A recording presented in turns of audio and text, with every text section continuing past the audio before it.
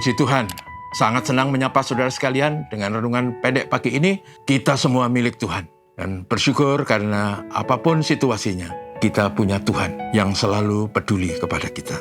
Pagi ini saya ingin menyampaikan renungan pendek seperti biasa yang saya beri tema, Aku dan seisi rumahku beribadah kepada Tuhan. Teksnya diambil dari kitab Yosua pasal 24 ayat 15. Berbunyi demikian.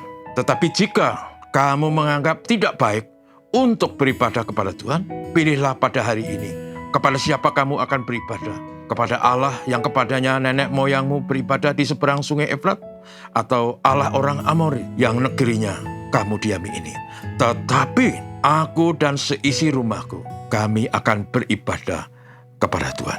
Saudara, ini adalah kata-kata yang disampaikan oleh Yosua, pemimpin umat Israel yang menggantikan Musa masuk ke negeri perjanjian, ke tanah Kanaan. Saudaraku, Yosua adalah seorang yang mengagumkan. Dia adalah orang yang dipilih Tuhan karena kesetiaan dan imannya, kepercayaan kepada Tuhan yang tidak goyah. Mengapa saya katakan demikian? Karena Yosua pernah bersama dengan 11 orang yang lain diutus oleh Musa untuk mengintai tanah Kanaan. Pada waktu mereka pergi mengintai, mereka melihat tanah yang subur, bahkan mereka membawa buah anggur, satu tandan anggur sampai dipikul. Begitu subur dan luar biasa. Tetapi pada waktu mereka kembali dan melaporkan kepada Musa dan umat Israel, ke-10 pengintai itu membawa kabar buruk. Mereka bilang bahwa kota itu berbenteng, orangnya tinggi besar.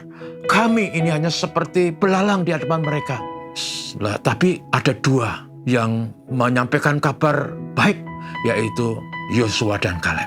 Mereka berkata, memang, tetapi bersama Tuhan kami akan masuk dan menempati dan merebut negeri itu. Kami percaya bersama Tuhan kami bisa. Karena kabar buruk dari 10 pengintai itu, orang Israel marah, menangis, dan menjadi tidak percaya. Akibatnya, generasi itu selama 40 tahun, mereka berputar-putar di padang gurun, sampai generasi itu binasa. Tetapi yang luar biasa, Kaleb dan Yosua selamat. Dan Yosua bahkan masuk, memimpin umat itu masuk ke negeri perjanjian. Dan itu yang dialami oleh Yosua. Yosua tahu persis apapun situasinya, bersama Tuhan selalu ada solusi dan jalan keluar. Karena itu pada waktu dia sudah tua dan akan mengakhiri kepemimpinannya, dia panggil tua-tua Israel berkumpul. Dan dia menantang mereka kepada tua-tua itu. Kepada siapa kamu akan beribadah? Kepada Allahnya atau berhalanya nenek moyangmu di seberang sungai sana, atau kepada orang Amori yang negerinya kamu tempati di sini.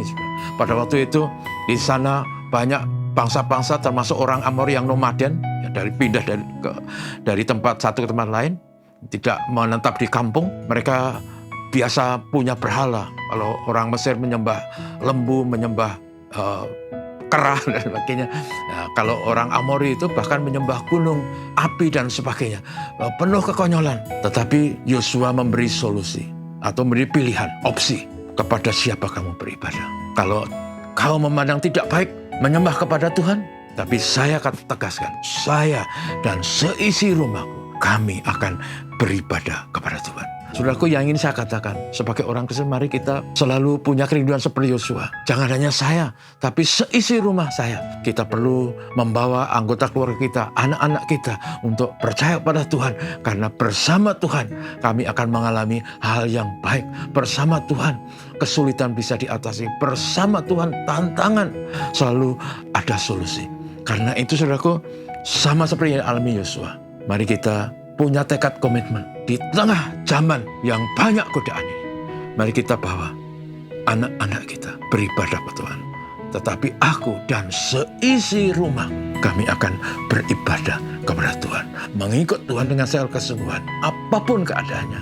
Tuhan adalah Tuhan yang saya percayai, saya kasih, saya taati, bahkan saya layani. Sama seperti Yosua. Jangan sampai anak-anak kita tidak mengenal Tuhan dan meninggalkan Tuhan. Tuhan memberkati kita. Mari kita berdoa. Bapak, terima kasih teladan indah dari Yosua. Bukan saja dengan kata-kata, tapi dengan pengalaman. Tekad untuk ikut Tuhan, menyembah Tuhan, melayani Tuhan seisi rumahnya. Tolong kami juga supaya kami selalu pedulikan anak-anak kami.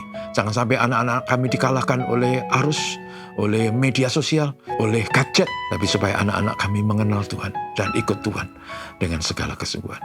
Berkat Tuhan kami mohon dalam karya dalam kehidupan berumah tangga, dalam studi, dalam membangun, menyiapkan masa depan kami. Mohon kami diberkati. Haleluya. Bapa terima kasih. Amin. Selamat pagi.